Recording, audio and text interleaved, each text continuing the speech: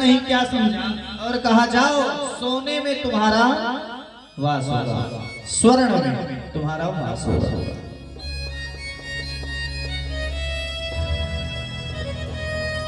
अब जैसे स्वर्ण में कहा, इतने में जो है कलयुग सूक्ष्म रूप धारण किया और जाकर परीक्षित के मुकुट पे सर पे बैठ गए। क्योंकि ये आज जो परीक्षित सोने का मुकुट पहने हैं ये इनका नहीं। गीता में कहते हैं भगवान धातु नाम अस्मि कंचनम, धातुओं में मैं सोना हूं। तो जब भगवान कहते हैं कि धातुओं में मैं सोना हूं, तो जहां भगवान वहां कलयुग कैसे आ सकता है? बोले नहीं, जो छीन कर झपट कर चोरी कर कर इन सब से कमाया हुआ सोने में कलयुग का वास होता है, लेकिन जो परिश्रम से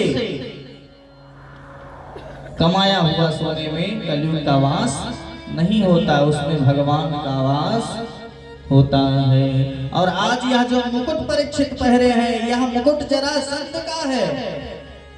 पांडव लोग जरासंध को मार कर उसका सब धन ले आए थे, वही मुकुट आज राजा परीक्षित पहने। तो झपट के आया था, उसी में जाके बैठ गया कलयुग। अब धीरे धीरे धीरे धीरे परीक्षित चल दिए, धीरे धीरे निकले परीक्षित। सुंदूर जंगल में परीक्षित पहुंच गए। सुंदूर जंगल में परीक्षित पहुंचे, इनको थोड़ा सा प्यास लगी। जैसे प्यास लगी तो देखा कि एक ऋषि का आश्रम है, वहीं पहुंच गए। हाथ जोड़ा, महाराज जल पिलाइए। लेकिन इन ऋषि का नाम है सज्जनों समीक ऋषि, तपस्या में लीन है।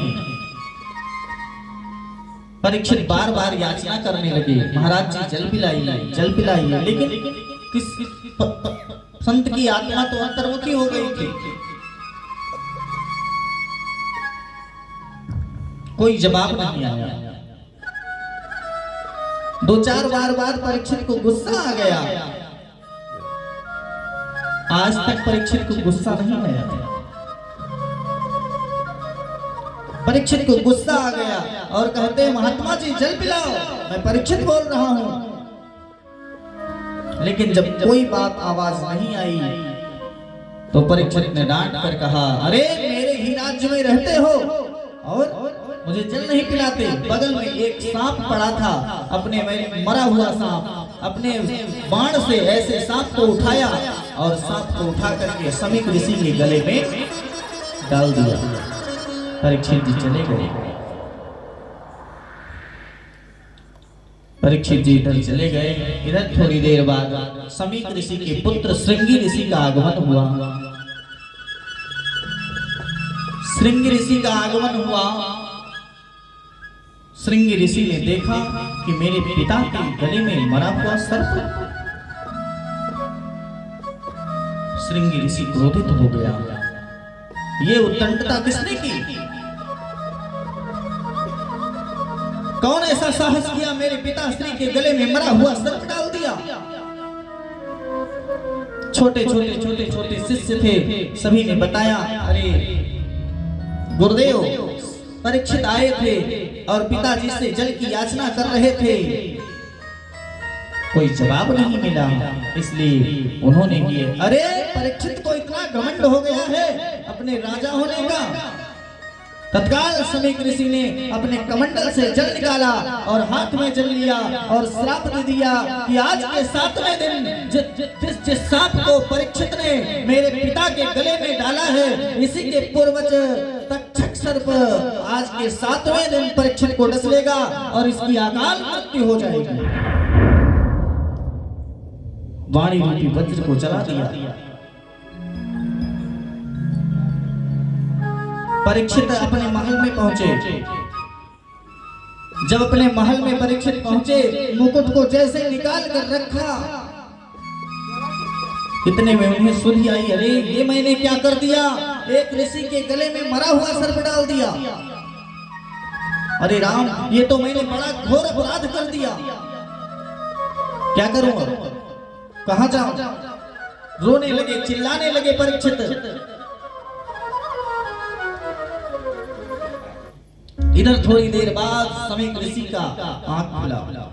जैसे आंख खुली तो देखे श्रृंगी ऋषि क्रोधित खड़ा है और थोड़े छोटे ऋषि भी खड़े हैं। क्या हुआ बेटा, क्या बात है?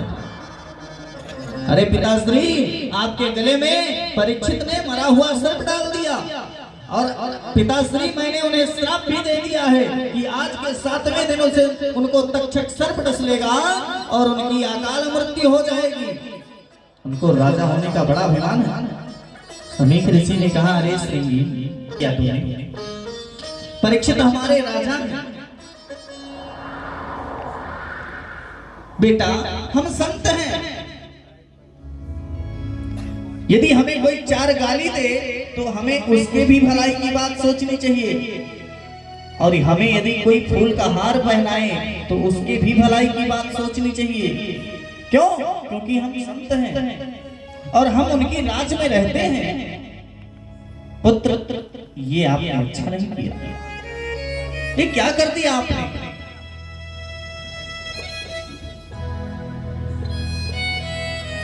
लेकिन अब सज्जनों क्या करें, वाणी रूपी वज्र तो चल गया है। समीक ऋषि ने अपने छोटे से शिष्य गौरमुख नामक शिष्य को बुलाते हैं और कहते हैं, गौरमुख, जाओ परीक्षित के पास और परीक्षित को बताना कि मेरे उदंड पुत्र ने उन्हें श्राप दे दिया है। 7 दिन का समय शेष बचा है, यदि चाहें तो 7 दिन उपाय था। गौरमुख गया, परीक्षित के महल में प्रवेश किया और बताया। परीक्षित तो रुदन करते करते अभी तक रुदन ही कर रहे हैं और कहते हैं, यह ऋषि ने श्राप नहीं दिया, ये तो आशीर्वाद दिया है। मैं तो स्वयं चाहता हूँ कि मेरे ऊपर बिजली गिर जाए, मैं मर जाऊं। मैंने एक संत का अपमान कर दिया, यह सच है।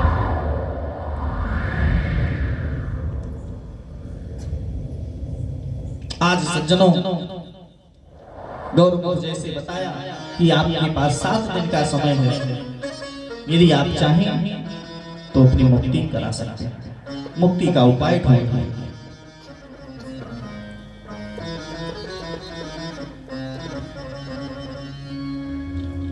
आज परीक्षित आनंद में एकदम इंद्रप्रस्थ सज रहा है पूरा। अपनी पत्नी इरावती का हाथ पकड़ते हैं, इरावती जी का हाथ पकड़ते हैं और कहते हैं, देवी, आज मैं तुम्हें दुनिया का वो सच बताऊंगा जो कोई कभी न बता सका। देवी, मैं अपने छाती पर हाथ रखकर कह सकता हूं कि आज से 7 दिन से पहले मैं नहीं मर सकता। और यह कहने की सामर्थ्य किसमें है सज्जनों? 7 सेकंड का भरोसा नहीं है। स्टाम्प पे लिखते लिखते चल बसे। लेकिन देवी, एक संत का वचन कभी मिथ्या नहीं हो सकता। 7 दिन से पहले मैं मर नहीं सकता। क्या भरोसा है इस जिंदगी का, साथ देती नहीं है किसी का। क्या भरोसा है इस जिंदगी का, साथ देती नहीं है किसी का। भरोसा है इस जिंदगी का, साथ देती नहीं है किसी का। भरोसा है इस जिंदगी का, साथ देती नहीं है किसी का। साथ देती नहीं है किसी का, साथ देती नहीं है किसी का।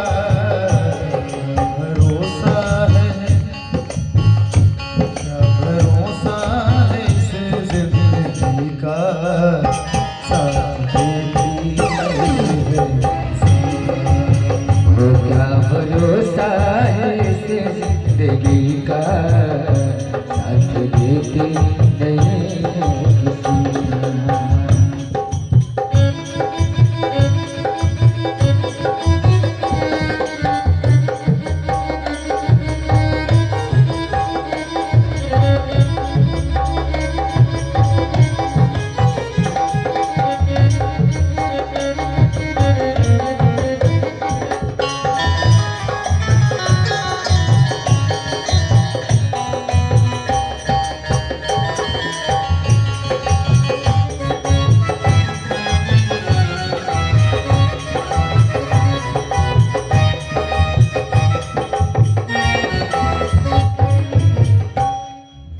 खानन में इंद्रप्रस्थ सज गया, अपने ज्येष्ठ पुत्र जनमेजय जी को सिंह बैठा दिया और चल दिए। चले गए, गंगा के तट पर जाकर बैठ गए। अब हजारों संतों को पता चला जब कि परीक्षित को श्राप लग गया है, हजारों संत आने लगे, लेकिन कोई ये नहीं निर्णय नहीं कर पाया कि परीक्षित का मोक्ष कैसे हो। कितने में भगवान सुखदेव स्वामी अपनी समाधि में लीन थे। तत्रा भवत भगवान व्यास पुत्रो, भगवान सुखदेव स्वामी की समाधि टूटी और उनका मन कहने लगा चलो परीक्षित के पास। परीक्षित के पास सभा में आए। परीक्षित ने सुंदर पूजन किया सुखदेव स्वामी का। सुखदेव स्वामी व्यास वंश पे विराजमान हुए। परीक्षित ने प्रश्न किया। अब इसके आगे की कथा कल हम लोग श्रवण करेंगे। बोले बाल कृष्ण लाल की जय हो, श्रीमद् भागवत महापुराण की जय हो।